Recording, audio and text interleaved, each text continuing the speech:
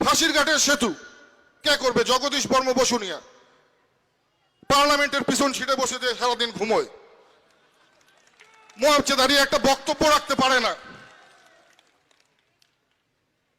একটা টিউবওয়েল নিয়ে এসে বসানোর যার ক্ষমতা নেই সে করবে ফাঁসির ঘাটের সেতু।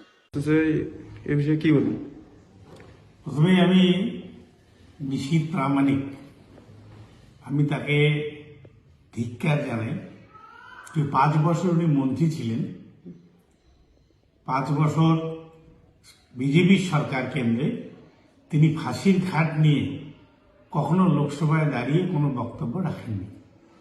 তো সে কি বলল তাতে আমার কিচ্ছু যায় আসে না, কারণ 2024 নির্বাচনে বাংলার মানুষের সঙ্গে সঙ্গে কুচবিহারের মানুষ বিজেপিকে মোক্ষম জবাব দিয়েছে এবং নিশীথ প্রামাণিককেও মোক্ষম জবাব দিয়েছে। তিনি বাংলাদেশ থেকে এসে, বাংলাদেশের বর্ডার টপকে এসে ভারতবর্ষের বাসিন্দা হয়ে তিনি বড় কথা বলছেন, সুটকাবাড়িকে বাংলাদেশ বলছেন।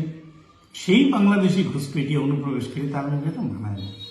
আর আমি 13 বছরের সাংসদ, কুচবিহার জেলাকে নিয়ে যতবার আমি বিভিন্ন দপ্তরে চিঠি লিখেছি, নিজে যোগাযোগ করেছি এবং ফাঁসির ঘাটের ব্রিজ নিয়ে আমি লোকসভায় কথা তুলেছি, আমি মন্ত্রীকে চিঠি দিয়েছি, আমি নিজে যোগাযোগ করেছি।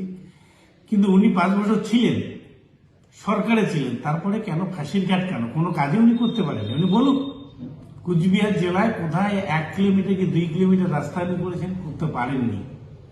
মিথ্যা প্রতিশ্রুতি দিয়ে কুচবিহারের, নিউ কুচবিহারে স্পোর্টস হাবের নামে শিলান্যাস করেছেন। আজকে সেই স্পোর্টস হাব 2021 শিলান্যাসের পরে 2025 তার কাজ শুরু হয়নি।